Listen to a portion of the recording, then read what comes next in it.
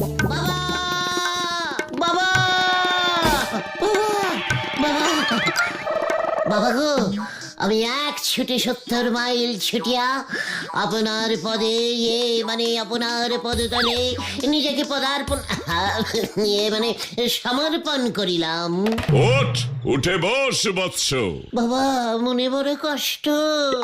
কিসের কষ্ট তোর? পকেটে যে নোট নাই, আসলে পকেট যে সব সময় ফাঁকাই থাকে বাবা, তাই তো আমি সব সময় নোট চাই। তোর দৌড়ে আমি খুশি হইয়াছি। এক ছুটে 70 মাইল। বাহ, আমার প্রতি তোর এই ভক্তি দেখিয়া আমি মুগ্ধ।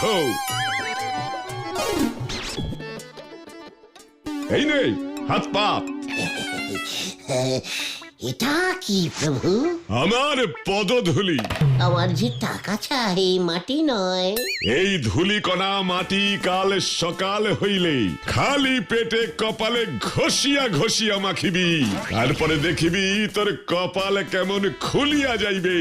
রাজা হইবি তুই, রাজা। এই কি আমি শুনছি?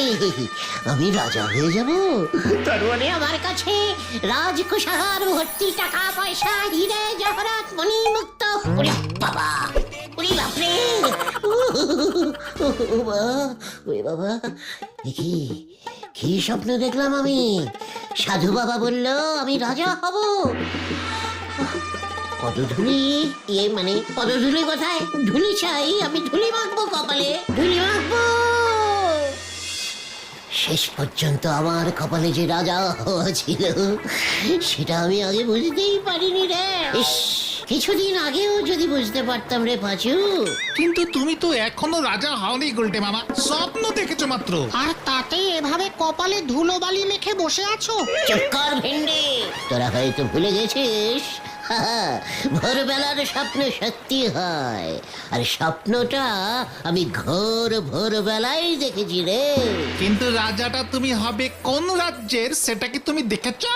ঠিক বলেছিস তো, উত্তেজনায় আমি এটা জিজ্ঞেস করতেই ভুলে গেলাম সাধু বাবাকে। তাহলে কি তোমাকে আবার যুদ্ধ করে রাজ্য জয় করতে হবে? অন্যের বড় ভাতে ছাই দেওয়া তোর বরাবরের অভ্যেস ঘটনা। যেই দেখলি আমি রাজা হতে চলিয়ে আছি অমনি তুই টুক করে একটা যুদ্ধ ঢুকিয়ে দিলি। কিন্তু সত্যিই তো, রাজা হতে গেলে একটা রাজ্য তো চাই। সাধু বাবা তো রাজ্যটার কথাই তোমাকে বললো না। এর জন্য বলি সব কাজ এত তাড়াহুড়ো করে করতে নেই গুলটে মামা। শোন গলদপুরের বলদ ছেলের দল, আমার কপালে রাজা হওয়া লেখা আছে যখন, তখন রাজ্য ঠিক একটা জোগাড় হয়ে যাবে। এই গুলটে মামা, বলছিলাম এই তোমার কপালটা